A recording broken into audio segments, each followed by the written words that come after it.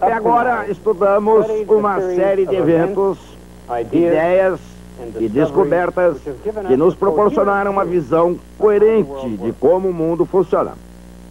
Começamos com Copérnico, Kepler e Galileu e combinamos com a teoria da mecânica de Newton. Houve então o estudo da eletricidade, que por sua vez culminou na bela teoria de Maxwell. Mas pareceu então surgir uma contradição interna entre essas duas grandes ciências. A mecânica se baseia no princípio da inércia, o que significa que não pode existir um estado de repouso absoluto. Isso, por sua vez, significa que não pode haver uma velocidade absoluta.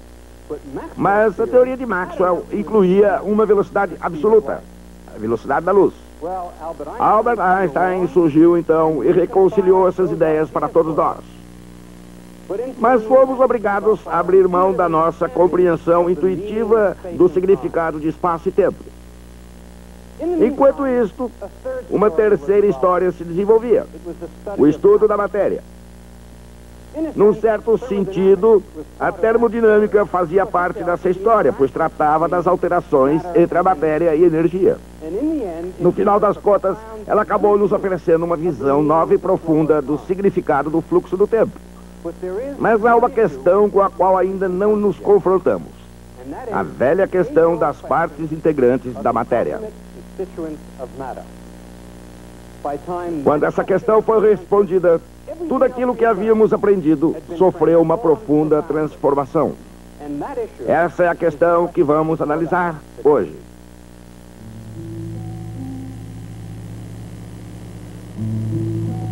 Na primavera de 1913, a velha questão de que é feita a matéria ocupava a mente de Niels Henrik David Bohr.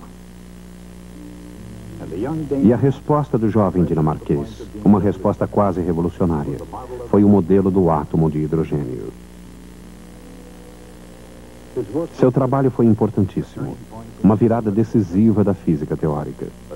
Mas de acordo com tudo que era sagrado na época, mecânica de Newton e teoria de eletromagnetismo de Maxwell, ela não podia estar certa. De qualquer maneira, suas ideias foram concebidas de maneira brilhante. Em primeiro lugar, Bohr adotou um modelo de átomo que se assemelhava a uma miniatura do sistema solar. Um núcleo positivo pesado ocupava o lugar do Sol. E como um planeta, um elétron era colocado na sua órbita.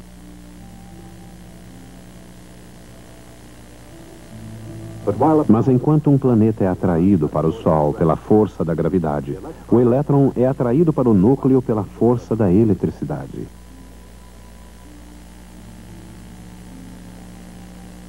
Assim, apesar da diferença entre os dois, ambos tinham forças da mesma forma básica de D sobre R ao quadrado, e ambos teriam as mesmas espécies de órbitas. Como Johannes Kepler observara e Isaac Newton explicara séculos antes, essas órbitas eram elipses. Ou, dependendo de sua excentricidade, talvez até mesmo circunferências.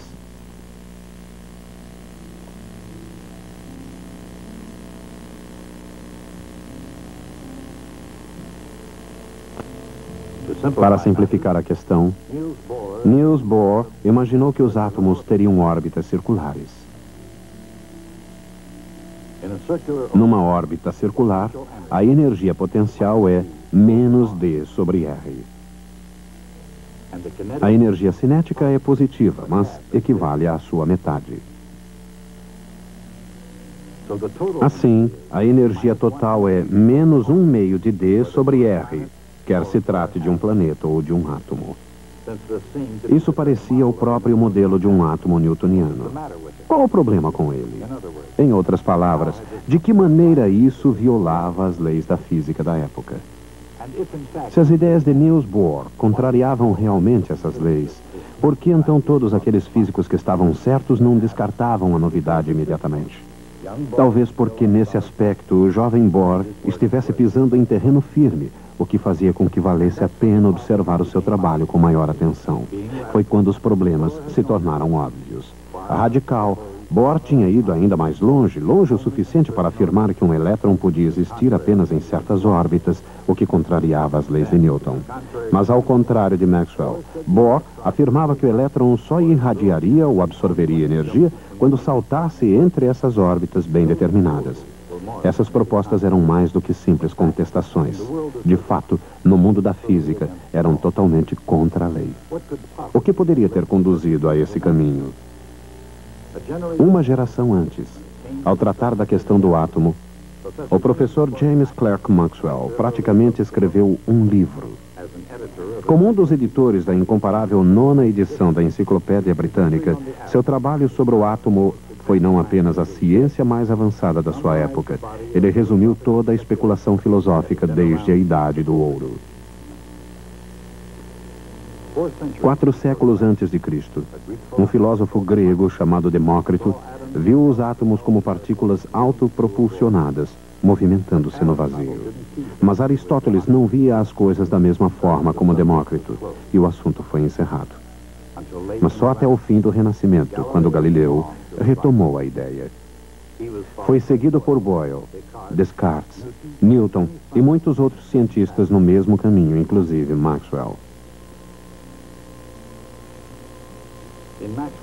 Nas palavras do próprio Maxwell, nos tempos modernos, a existência de átomos ocupa novamente lugar de destaque nas pesquisas científicas.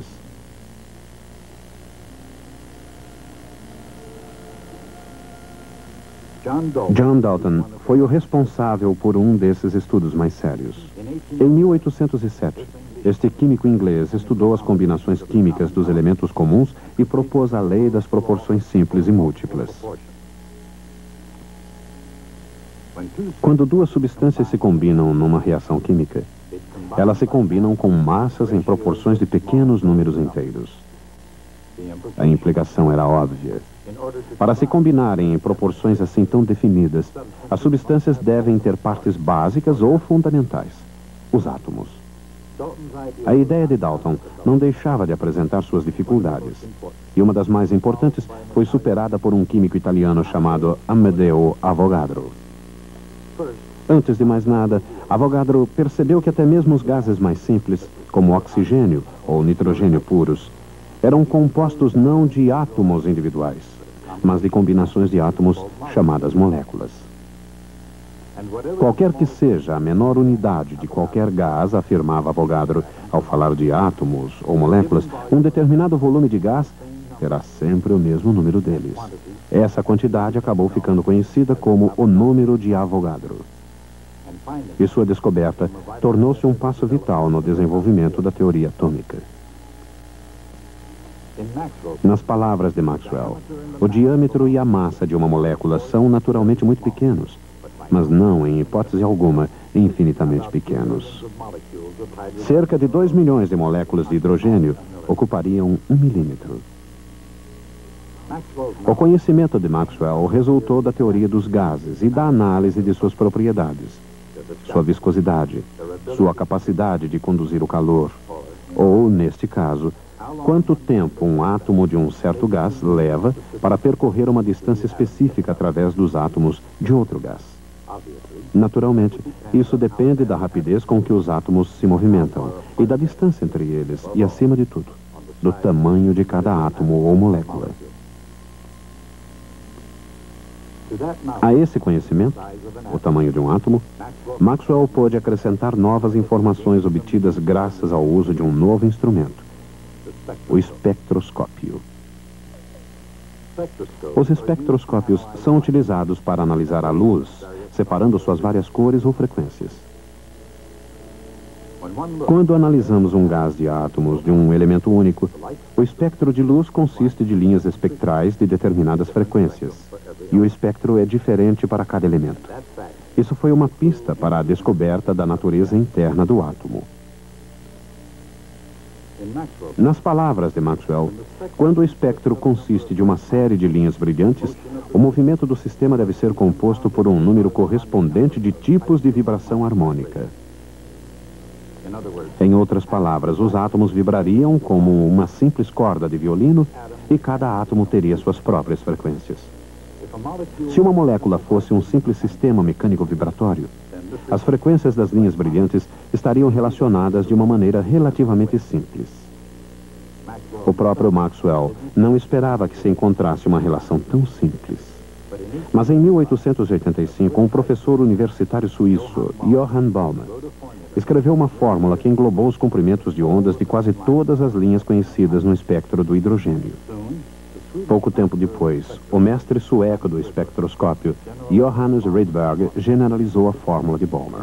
Na versão de Rydberg, uma série de linhas era provocada por cada grupo de números inteiros, m e n. E a quantidade R, conhecida como a constante de Rydberg, foi medida com grande precisão. Daí em diante foi possível prever novas linhas. Mas para compreender a natureza do átomo no sentido mais profundo, seria necessário que alguém fizesse uma descoberta ao longo de linhas diferentes. Esse alguém foi o professor J.J. Thomson, um discípulo de Maxwell na teoria do eletromagnetismo, um homem decidido a investigar a natureza interna do átomo e a descobrir como ele funcionava. Mais tarde, outros transformariam o tubo de raios catódicos na televisão e nas telas de computador. Mas algo mais significativo a longo prazo foi o fato de as experiências de Thomson terem demonstrado que os raios que emanam de um catodo aquecido num tubo de vidro vazio são partículas carregadas eletricamente. Ainda mais importante, esses raios podiam ser defletidos por campos elétricos e magnéticos e não importa qual a matéria dentro do tubo, essas partículas elétricas eram sempre do mesmo tipo. Thomson percebeu que todos os átomos continham as mesmas partes em movimento, ou em outras palavras, corpúsculos, e que ficariam conhecidos como elétrons. Com isso em mente, ele desenvolveu o que foi chamado de modelo de pudim de ameixas. Mais do que um recurso intelectual, ele constituiu uma explicação substancial do espectro dos elementos.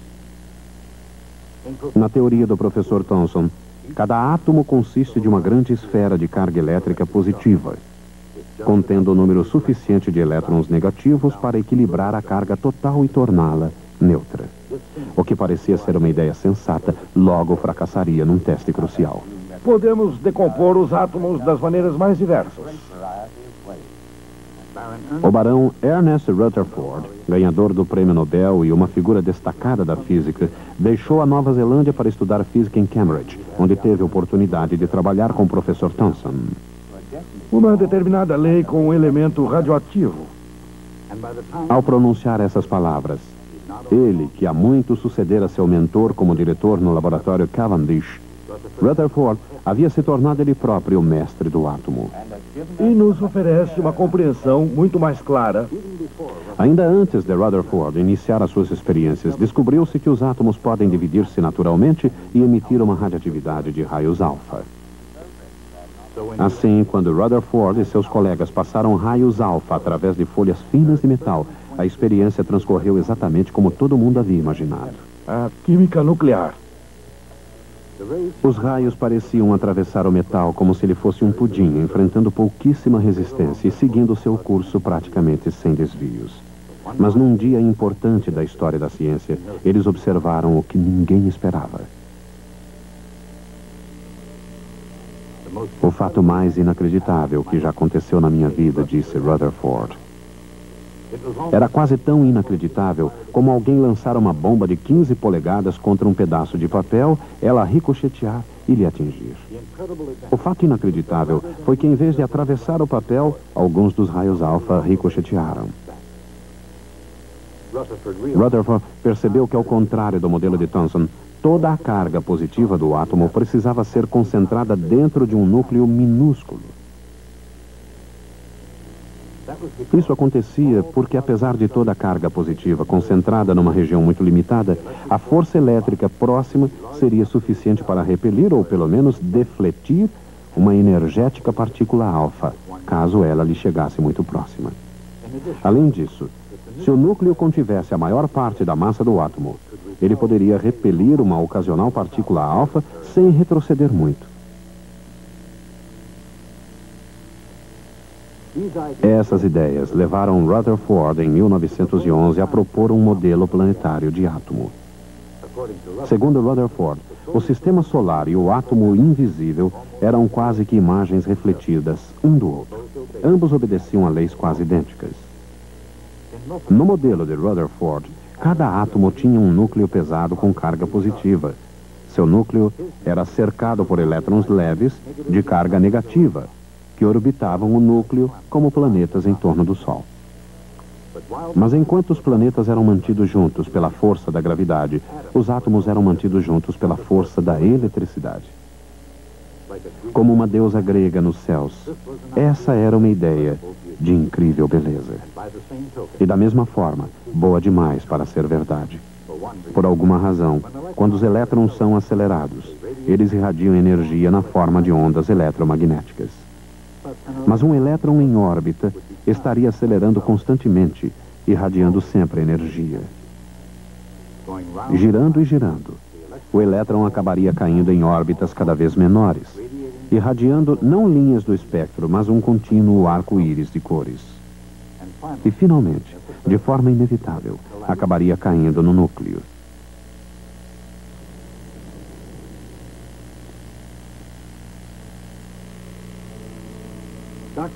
O Dr. Rutherford obedecera às leis de Newton e Maxwell, e essas mesmas leis foram a derrocada do seu modelo de átomo planetário. O que era preciso era um passo ainda mais ousado. E o caminho seria iluminado por uma descoberta sobre a luz, feita apenas há alguns anos. Em 1900, um físico alemão analisou o espectro emitido por um corpo sólido aquecido. Seu nome era Max Planck. Sua teoria afirmava que a matéria emitia apenas discretas quantidades de radiação, em que a energia E era proporcional à frequência da luz, F. Uma coisa notável em relação à teoria do Dr. Planck era a quantidade, H, que tornou-se uma nova constante fundamental da natureza, chamada constante de Planck. Era notável porque, na teoria de Maxwell, a energia da luz dependia da sua intensidade, não da sua frequência. Mas talvez o mais notável de tudo tenha sido o fato de o jovem Niels Bohr ter utilizado a fórmula de Planck para criar um modelo do átomo de hidrogênio. Bohr supunha que o elétron do modelo do átomo de Rutherford pudesse existir em certas órbitas especiais sem irradiar energia. Passou então a supor que a radiação, na frequência prevista pela fórmula de Planck, seria emitida ou absorvida toda vez que um elétron saltasse de uma dessas órbitas para outra. Bohr não sabia explicar por que deveriam existir essas órbitas especiais, mas sabia que sem elas não havia esperança de explicar as linhas espectrais. Ele sabia também que, ao supor a existência dessas órbitas especiais, ele estava indo além da física de Newton e Maxwell e penetrando no desconhecido. Mas havia ainda um problema. O que determinaria as dimensões dessas órbitas especiais? Ele experimentou várias ideias e acabou escolhendo esta. Cada órbita tem um diferente momento angular. E a constante de Planck tem exatamente as unidades de um momento angular. Seria possível que as órbitas tivessem momentos angulares fornecidos pela constante de Planck? Bem, quase. De fato, os momentos angulares são múltiplos de H sobre 2π, uma combinação que recebeu o seu próprio símbolo, chamado H barra. Assim, no modelo do átomo de hidrogênio de Niels Bohr, a órbita mais interna tem um momento angular H barra. A próxima órbita tem um momento angular 2H barra. A próxima, 3H barra. E, de fato, existe uma órbita permitida para qualquer número inteiro vezes H barra. Reunindo essas ideias, é fácil encontrar os tamanhos das órbitas. O raio de cada órbita é proporcional ao quadrado do número inteiro n. O raio da órbita mais interna, com n igual a 1, daria o tamanho natural de um átomo de hidrogênio, em termos das constantes fundamentais da física. Seu valor equivale à metade de um angstrom. Este número era pequeno, mas seu valor para a física, ilimitado. Até então, o tamanho de um átomo podia ser qualquer um. Mas agora, se as ousadas pressuposições de Bohr estivessem corretas, o tamanho de um átomo podia ser visto como uma combinação de constantes fundamentais da natureza. Mas para Niels Bohr, isso era apenas o começo. Agora, ele estava preparado para calcular as frequências precisas das linhas no espectro do hidrogênio. Cada frequência seria o resultado de um salto quântico. Isto é, o átomo emitiria ou absorveria luz só quando o elétron saltasse de uma órbita para outra.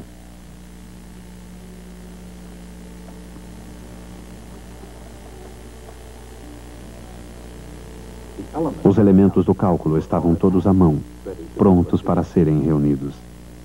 Primeiro, os tamanhos das órbitas. Depois, as energias das órbitas.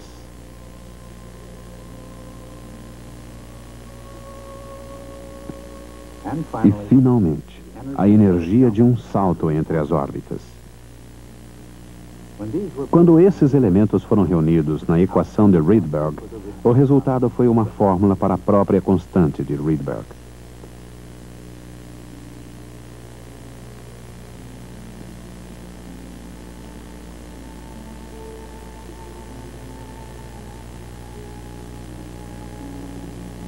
Seus componentes eram, mais uma vez, constantes fundamentais da física. E quando todos eles foram reunidos, produziram uma previsão que podia ser comparada com a experiência. A coincidência entre o modelo de Niels Bohr e os dados experimentais era absolutamente surpreendente. Assim, como a ideia newtoniana de ação à distância, o modelo de átomo de hidrogênio de Bohr foi aceito não por ser fácil de se entender, ou por ser uma ideia também fácil de se conviver. Pelo contrário, assim como Newton, Bohr demonstrou uma notável concordância com a observação, algo que não podia ser negado. Ninguém sabia por que o modelo do átomo de Bohr deveria funcionar, mas mesmo assim as maiores inteligências da época concordaram que ele funcionava. Por quê? Porque na física de Bohr, assim como na de Newton, há uma concordância entre a teoria e a experiência. Simplesmente precisa demais para ser ignorada. Niels Bohr tomou a velha física e, com sua profunda visão do átomo, impulsionou diretamente para o futuro. Essa busca da natureza do átomo é particularmente interessante, porque as pessoas estavam tentando explicar algo que não podiam ver e que obedecia a regras que sequer haviam sido formuladas. A verdadeira questão é a seguinte: como é possível fazer uma coisa dessas? Por onde começar? O que é preciso quando nos confrontamos com uma série de informações confusas? É alguma ideia capaz de ordenar e explicar as suas características mais importantes. Talvez ela não explique tudo, mas revela os pontos-chave das características básicas. Uma ideia como essa tem um nome definido na ciência. Ela é chamada modelo. De vez em quando tem-se uma ideia da qual se gosta tanto que chega-se a acreditar que ela encerre mais do que apenas características básicas. É possível ter-se uma ideia e acreditar que ela esteja realmente correta. Quando isso acontece, ela recebe outro nome: teoria. Bem, uma vez formulado o seu modelo ou a sua teoria, o próximo passo é parecido com o que lhes ensinamos a fazer. É mais ou menos como resolver um problema de uma lição de casa. É preciso determinar as consequências do seu modelo ou da sua teoria. É preciso obter a resposta correta no sentido de essa resposta corresponder à previsão do seu modelo. Mas aí aparece um outro problema.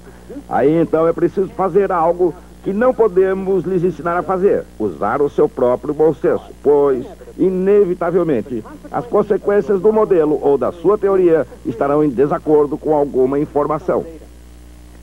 A questão é a seguinte: o que fazer então? Qual a sua importância? Qual a razão para a sua existência? Será porque foi preciso fazer alguma aproximação a fim de conseguir elaborar sua teoria? Ou porque a experiência saiu errada? Ou Então isso seria a pista crucial que mostra que a sua ideia estava errada e que é preciso começar tudo de novo. Se eu estivesse ensinando vocês a pintar, poderia ensinar a misturar as cores, as regras da perspectiva. Poderia ensinar a escolher uma tela e preparar essa tela. Mas não poderia jamais ensinar a vocês como imaginar e criar uma tela como a Mona Lisa. Exatamente a mesma coisa acontece na ciência. Posso ensinar-lhes os fatos da ciência. Posso ensinar-lhes as regras mecânicas de como fazer a ciência. Mas jamais poderei ensinar-lhes a ter imaginação, criatividade, bom senso e, acima de tudo, a incansável dedicação ao trabalho, demonstrada por todos os grandes cientistas. Se você deseja ser um grande cientista, essas são coisas que você terá que conquistar sozinho. Portanto, reúna essas qualidades e não se esqueça de trazê-las para o nosso próximo encontro.